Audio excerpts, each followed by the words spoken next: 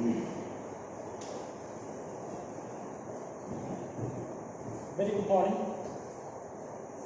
My dear students. Last class में हम लोगों ने मैट्रिसेस के ऑपरेशन ऑफ मैट्रिक्स शुरू किए थे और उनमें से मैंने फर्स्ट टॉपिक जो है एडिशन ऑफ मैट्रिसेस वो मैंने आप लोगों को एक्सप्लेन किया था प्रीवियस क्लास में। वहाँ पे मैंने बोला था आप लोगों को कि मैं उसको रिमाइंड करके दे रहा हूँ कि दो मैट्रिक्स को अगर ऐड करना है तो हमें क्या करना पड़ेगा। पहले first of all we will check, हमें चेक करना पड़ेगा कि दोनों मैट्रिक्स का ऑर्डर सेम है क्या नहीं है। अगर दोनों मैट्रिक्स का ऑर्डर सेम है तो हम उसको ऐड कर सकते हैं, अदरवाइज हम उसको ऐड नहीं कर पाएंगे। जैसे कि मान लो एक मैट्रिक्स का ऑर्डर 2/3 है और दूसरे मैट्रिक्स का ऑर्डर 2/4 है तो हम उसको ऐड नहीं कर पाएंगे क्योंकि वहाँ पे ऑर्डर सेम नहीं है। जैसे कि मान लो मैं यहाँ पे एक एग्जाम्पल दे रहा हूँ आप लोगों को, 2 3 4 5 1 2। इस मैट्रिक्स का ऑर्डर क्या है, 2 रो 3 कॉलम, दैट इज 2/2। और एक मैट्रिक्स में ले रहा हूँ 2 4 6 1 7 2। इस मैट्रिक्स का ऑर्डर क्या है, 3/2 है, मतलब 3 रो और 2 कॉलम। तो ये जो दो मैट्रिक्स मैंने यहाँ पे लिखा है, ये दो मैट्रिक्स को मैं ऐड कभी भी नहीं कर सकता क्योंकि इन दोनों मैट्रिक्स का ऑर्डर यहाँ पे बराबर मुझे नहीं मिल रहा। अगर कोई मैट्रिक्स का ऑर्डर मुझे बराबर नहीं मिल रहा है तो मैं उस मैट्रिक्स को ऐड नहीं कर सकता। That is the fundamental rule of addition of two matrices. Addition of two matrix करने से पहले आपको ये रूल्स मालूम होना जरूरी है। अगर आपने ये रूल्स नहीं मालूम है आपको तो आप कोई भी मैट्रिक्स को ऐड नहीं कर सकते। ठीक है, तो यहाँ तक तो मैंने लास्ट क्लास में आप लोगों को बता दिया है, वो बात मैंने आपको रिमाइंड करके दिया है। अच्छा, अब इस एडिशन ऑफ मैट्रिक्स का कुछ प्रॉपर्टीज है वो आज हम देखेंगे। क्या है प्रॉपर्टीज, आप देख सकते हो यहाँ पर properties of addition of two matrices. If aij and bij and ci A is equal to aij, b is equal to bij and c is equal to cij, मतलब a एक मैट्रिक्स है, b और एक matrix है, c और एक matrix है और उसके अंदर aij जो है ना वो उसका एलिमेंट है, bij उसका एलिमेंट है, cij उसका एलिमेंट है। Are the three matrices of order m cross n। देखो तीनों मैट्रिक्स का ऑर्डर सेम बोला है, m क्रॉस n। इस मैट्रिक्स का भी ऑर्डर n क्रॉस n है, इस मैट्रिक्स का भी ऑर्डर n क्रॉस n है और इस मैट्रिक्स का भी ऑर्डर n क्रॉस n, मतलब तीनों मैट्रिक्स का ऑर्डर सेम है। तो फर्स्ट ऑफ ऑल क्या करेंगे, हम जो पहला जो रूल है उसको हम बोलते हैं कम्यूटेटिव लॉ। उसमें हम क्या कर सकते हैं, अगर दो मैट्रिक्स का ऑर्डर मुझे सेम मिल रहा है तो उन दोनों को, जैसे कि मान लो a एक मैट्रिक्स है और b और एक मैट्रिक्स है, अगर a प्लस b करूं मैं तो b प्लस a को मुझे सेम रिजल्ट मिलेगा। a प्लस b करने के बाद मुझे जो रिजल्ट मिलेगा, जो मैट्रिक्स मिलेगा, b प्लस a करने के बाद वही मैट्रिक्स मुझे मिलेगा। ठीक है, तो उसको हम बोलते हैं कि commutative law, a plus b is equal to b plus a। दूसरा वाला जो लॉ है उसका नाम है एसोसिएटिव लॉ। उस लॉ में हम क्या करते हैं, पहले जो दो मैट्रिक्स का ऑर्डर पे बना के पहले उन दोनों को ऐड करते हैं, उसके रिजल्ट के साथ 3 नंबर वालों को ऐड करते हैं। जैसे कि a plus b in bracket plus c, मतलब पहले हम उन दोनों मैट्रिक्स को ऐड करेंगे, उसके रिजल्ट के साथ इसको ऐड करेंगे, उसका जो रिजल्ट होगा वो बराबर होगा इसका a plus b plus c in bracket. इसका बराबर किसके साथ होगा, b प्लस c को ऐड करने के बाद उसका जो रिजल्ट होगा उसके साथ अगर a को आप ऐड करोगे तो जो रिजल्ट मिलेगा आपको और इस वाले पे वही आपको रिजल्ट मिलेगा। तो उसी को हम बोलते हैं एसोसिएटिव लॉ। ओके, तो नेक्स्ट उसको हम रख कर देते हैं। नेक्स्ट जो प्रॉपर्टीज है वो है हमारे सामने एग्जिस्टेंस ऑफ एडिटिव आइडेंटिटी। यहाँ पे क्या बोला, देखो a zero matrix 0 of order m cross n same or as of order a is an additive identity if a plus 0 is equal to a is equal to 0 plus a। 0 एक matrix है, जिस matrix को हमने बोला था zero matrix का मतलब क्या है, एक वो मैट्रिक्स है जिस मैट्रिक्स के अंदर सारा एलिमेंट जीरो है। तो अगर उस मैट्रिक्स का ऑर्डर और हमारा जो गिवन मैट्रिक्स a है उसका ऑर्डर अगर बराबर हुआ तो a प्लस 0 का जो रिजल्ट होगा 0 प्लस a का भी वही रिजल्ट आपको मिलेगा, a रिजल्ट मिलेगा। क्योंकि उस 0 में तो कोई भी एलिमेंट मतलब 0 को छोड़ के कोई भी एलिमेंट नहीं है, तो 0 किसी के साथ ऐड करो रिजल्ट क्या होगा आपका सेम ही आएगा। तो उसको हम बोलते हैं एग्जिस्टेंस ऑफ एडिटिव आइडेंटिटी। उसके बाद जो है नेक्स्ट जो पॉइंट है उसको हम बोलते हैं एग्जिस्टेंस ऑफ एडिटिव इनवर्स। वो क्या है, वो इंपॉर्टेंट है, वो देख लो। If a is a square matrix, यहाँ पे स्क्वायर के बारे में बोला है, स्क्वायर का मतलब क्या है, रो और कॉलम दोनों बराबर है, then matrix minus of a is called the additive inverse। अगर कोई मैट्रिक्स a है और वो अगर स्क्वायर मैट्रिक्स है तो उसको एडिटिव इनवर्स होगा माइनस ऑफ ए। जैसा कि मान लो मैं एक मैट्रिक्स आपको यहाँ पे दिखा रहा हूँ, मान लो मैंने एक मैट्रिक्स यहाँ पे लिखा, for example A is equal to 2 3 4 and 5, ठीक है, ये एक मैट्रिक्स है। तो ये स्क्वायर मैट्रिक्स है ना, बिल्कुल स्क्वायर मैट्रिक्स है, क्योंकि यहाँ पे रो और कॉलम दोनों बराबर है, दैट इज 2/2, इसमें रो भी 2 है और कॉलम भी 2 है। अब मुझे उसका एडिटिव इनवर्स निकालना है, तो हम क्या करेंगे, लिखेंगे therefore minus of A is equal to, ये जो पूरा एलिमेंट है उसको माइनस से मल्टीप्लाई कर दो। तो यहाँ पे सारा एलिमेंट प्लस है, माइनस से मल्टीप्लाई करोगे तो क्या होगा, माइनस हो जाएगा, जैसे कि -2 -3 -4 -5, ये हो जाएगा गिवन मैट्रिक्स का एडिटिव इनवर्स, ठीक है, माइनस से मल्टीप्लाई कर देना, ये हो जाएगा आपका एडिटिव इनवर्स। क्लियर है बात? तो इसमें एक चीज ध्यान रखना है आपको, जो गिवन मैट्रिक्स है वो आपका स्क्वायर मैट्रिक्स होना पड़ेगा। अगर वो स्क्वायर मैट्रिक्स नहीं है तो ये रूल्स यहाँ पे फॉलो नहीं करेगा, ठीक है। अच्छा, उसके बाद कैंसलेशन लो, यहाँ पे a plus B is equal to, अगर a प्लस सी है और तो यहाँ पे आप क्या कर सकते हो, देखो सारा एलिमेंट जो a b और c है, जो तीनों सेट मैट्रिक्स है, उस मैट्रिक्स का ऑर्डर तो बराबर है। तो यहाँ पे अगर a plus B is equal to a plus C है तो आप a और a को कैंसिल कर सकते हो, तो आपका रिजल्ट मिल सकता है b इक्वल टू c। इसको हम बोलते हैं लेफ्ट कैंसलेशन लो। और अगर b plus a equal to c plus है, देखो यहाँ पे लेफ्ट पार्ट में इस मैट्रिक्स का भी लेफ्ट पार्ट में ये है, इस मैट्रिक्स का भी लेफ्ट पार्ट में ये है, ठीक है। और यहाँ पे देखो b प्लस है c प्लस है, मतलब ये राइट पार्ट में है, ये राइट पार्ट है, तो राइट पार्ट को हम कैंसिल कर सकते हैं, b इक्वल टू c मिलेगा, इसको हम बोलते हैं राइट कैंसलेशन लो। क्लियर है बात? तो ये था हमारा एडिशन ऑफ मैट्रिक्स का रूल्स एंड उसका properties. Okay, now my dear students, now we will go to the next topic, that topic is subtraction of matrices. ये है हमारा टॉपिक सब्ट्रैक्शन ऑफ मैट्रिक्सेस। इसमें आपको क्या बोला है पहले हम उसको देख लेते हैं। Let A and B be the two matrices of same order. देखो यहाँ पे वही बात जो एडिशन मैट्रिक्स में जो बोला था मैंने, वही बात यहाँ पे भी बोल रहा है। क्या बोल रहा है कि अगर दो मैट्रिक्स है तो उसका सब्ट्रैक्शन करने से पहले आपको क्या चेक करना पड़ेगा, आपको चेक करना पड़ेगा उन दोनों मैट्रिक्स का ऑर्डर बराबर है कि नहीं है। अगर उन दोनों का मैट्रिक्स का ऑर्डर अगर सेम नहीं है तो आप उसको आप सब्ट्रैक्शन नहीं कर सकते हो।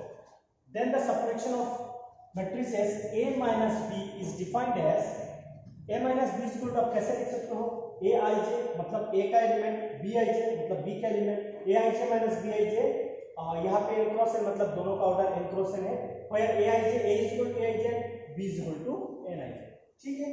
अच्छा, अब देखो मैं एक एग्जांपल देके आपको दिखा रहा हूँ।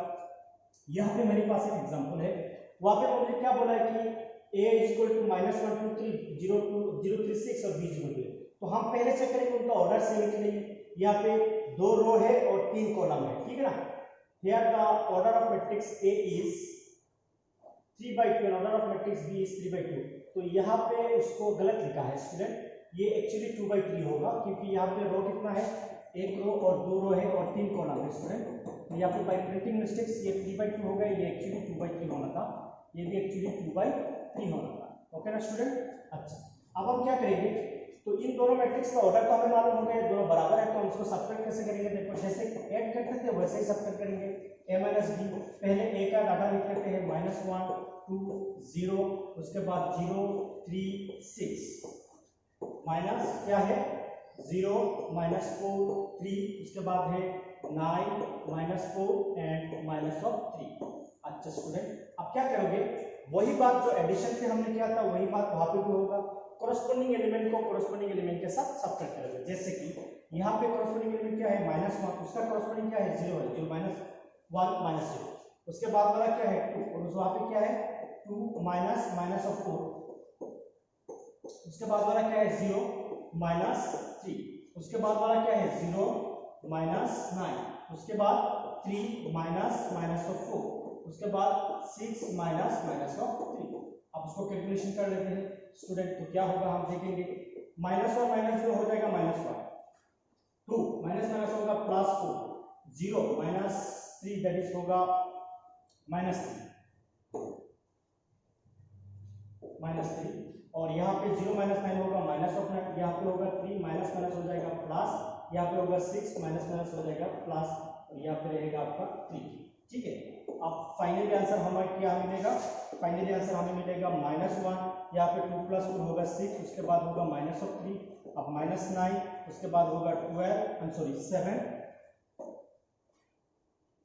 7 और वहां पे होगा 3 + 6 9। तो ये स्टूडेंट आपका होगा फाइनल आंसर। तो देखो स्टूडेंट, जो हमने प्रीवियस लेक्चर में आप लोगों को बोला था एडिशन का रूल, वहां पे सब्ट्रैक्शन रूल एक ही रूल मिला है, वहां पे सिर्फ हम ऐड करते थे, वहां पे सिर्फ हम क्या कर रहे हैं, सब्ट्रैक्शन कर रहे हैं। तो दोनों का बात बराबर है। ओके स्टूडेंट, तो आई होप आपको ये कंसेप्ट समझ में आया है। ओके, नाउ हम जाएंगे नेक्स्ट जो टॉपिक है उसका नाम है मल्टीप्लिकेशन ऑफ मैट्रिसेस। उसमें जो पहला जो टॉपिक है उसको हम बोलते हैं कि multiplication of matrix bye a scalar. Multiplication of A matrix bye a scalar, ये है हमारा फर्स्ट टॉपिक। दो मैट्रिक्स को मल्टीप्लिकेशन करने के लिए पहला जो टॉपिक आ रहा है वहां पे बोल रहा है कि एक स्केलर नंबर से हम कैसे एक मैट्रिक्स को मल्टीप्लाई करते हैं। वो बहुत इजी है, अब पहले देख लेते हैं। Let A is equal to Aij m cross n be a matrix and K be any scalar. Scalar means एक कांस्टेंट नंबर, कोई भी नंबर हो सकता है, कांस्टेंट नंबर भी हो सकता है, फंक्शन भी हो सकता है, ट्रिगोनोमेट्रिक फंक्शन भी हो सकता है, पॉलिनोमियल फंक्शन भी हो सकता है, कुछ भी हो सकता है, लेकिन एक स्केलर होगा। Then the matrix obtained by multiplying each element of A by K is called the scalar multiple of A by K and is denoted by Ka that is equal to Kaij by m cross n। मतलब क्या है student, बहुत easy बात है।